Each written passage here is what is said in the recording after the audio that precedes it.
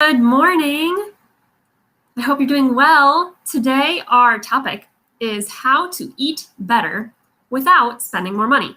So the reason we're touching on this topic is because I have a lot of people who've asked me this type of question recently.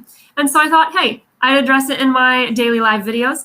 And I actually grew up, fun fact, I grew up on an 8-acre organic vegetable farm. So I know a little bit about plants. I know a little bit about eating and healthy wellness, I guess you could say. So today, that's why our topic is going to be about that. And if you are interested in more about this topic, I do have a collection, I guess you could say, of trainings on this, of different videos, different recipes, various pictures, posts, hacks on gardening, all sorts of stuff like that I've actually put in the Strength Train Your Voice group. That group is mostly focused on training your voice, both for singing and for speaking, but there are things that we eat that actually impact our voice, fun fact. And so I touch on it just a little bit in that group. So if you are curious for more of the things that I talk about in this video, more information, you can actually look there, believe it or not. Before we get into our topic, I just wanted to remind you that if you been around here before, you can check out more videos like this and lots of other things if you want to hear more about the speaking and singing stuff. I have videos about that on YouTube that you can check out, and I'll be doing a giveaway once we hit 100 subscribers. So that's kind of fun. You can learn new things and participate in a giveaway all at the same time. So that's super cool. But let's get into our topic for today. We are discussing how to eat better without spending more money. And the reason why I think I get asked this a lot is because people see how well we eat. They look at the recipes that I make or the pictures of food I post and are like, dang, Andrea, that looks so good, but like it feels like it's going to be so expensive because you talk about, you have all this, grass-fed meat or different things like that. And like, how do you make that work? How do you do that in a way that is budget friendly? Because I can't afford that, or whatever people say. And so people ask me these questions, and I'm here to share some of my best tips for how to do that, how to eat better without actually spending more money. So here we go. Number 1, eat local. Believe it or not, there are ways to eat local and support your local farmers, support your local families in area and also do it cheaper. So sometimes that's your local farmers market. You would be surprised, or maybe you wouldn't be surprised. I guess it depends on if you are involved with your local market. But you might be surprised to learn that depending on when you go to the market, you can get deals, because you're talking with real people. Yes, you want to support them. You want to be able to provide, they're providing a great value to you. And so you want to be able to support them. But there are times when they might give you a deal, or they might be able to do a 2 for $5 on different things than something else. So it doesn't hurt to ask, if they have a bulk price on something like, hey, I see you have a lot of this. Do you have a bulk price? And if you are looking for more of that and want to say, here's the next tip, to either can or freeze things when you find a good price on them. So if you are able to find a good price on something that's a little more bulk or a little bit bigger amount of something, you can can it, you can freeze it. You can do a little bit of DIYing to make it way more affordable for you. So maybe this looks like during tomato season, buying the seconds and making some salsa or making some sauce. That's a super great idea. Super more cost-effective way of eating healthier, but also being able to do it on a budget. So local, eat local. And here, my next one is, well, I kind of already said the other one, is to buy in bulk, or to buy on, find deals buying on bulk in season. So here's another example. We just recently got a chest freezer, and we are able to now buy meat in much more bulk quantities. So if you buy local, so these are combined, if you buy local, you are able to support a farmer or a family without having to go through the store, the middleman. So when you do that, you can actually buy like a quarter or a half or even a whole cow or pig or whatever meat you like to eat at your house. And you're able to, one, get it for cheaper.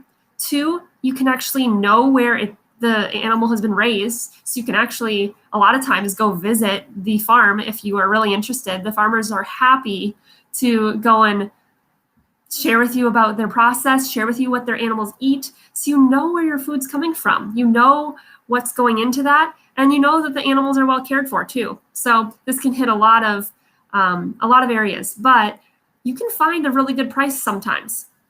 Now it really depends on what specifications you have. So the pickier you are about what the animals are eating or how they've been treated or if they've had different medicines or not in their system, then it can be more expensive. So of course there's a wide range of variety in this case, but you can find some good prices, and you can get things for less per pound as far as bigger things like steaks or roasts or different things like that than you normally would. So that's a really great way to go, and it really cuts down on costs. So the cost up front of buying a freezer to do that is worth it, in my opinion. We actually might even be getting another chest freezer because I am seeing how worth it is to be able to have that space, and we have one that's pretty much full. So for what it's worth, there you go. All right, our next one is to grow your own food. So some people live in different time zones or different growing zones. So it really depends on where you live and what the climate's like. But even if you don't have a great climate, you can grow food inside. I've seen a lot of people have these different like towers that you can do a food inside. Even if you don't have a yard, you can do a few things in pots. And so it doesn't have to be a big scale like an 8-acre vegetable farm like my parents do, but you can do a little bit to offset that amount that you might be paying for those specific things later. And then the last thing is to replace buy. So just make different choices as you're going to the grocery store when you go. So an example of this would be buying potatoes or buying something that's a little bit cheaper and making your own fries instead of buying the ones in the freezer section. It might take a little bit more time, and you can actually freeze them later. So if you want to do it that way, you can. And it's going to be healthier too, because you know which oils you're putting on it and which ones are going to be healthier for you. But it's way cheaper to buy a whole bag of potatoes than it is to buy fries that are already cut up and processed. So that's one little example. But another example might be buying fresh fruits instead of buying a bag of chips.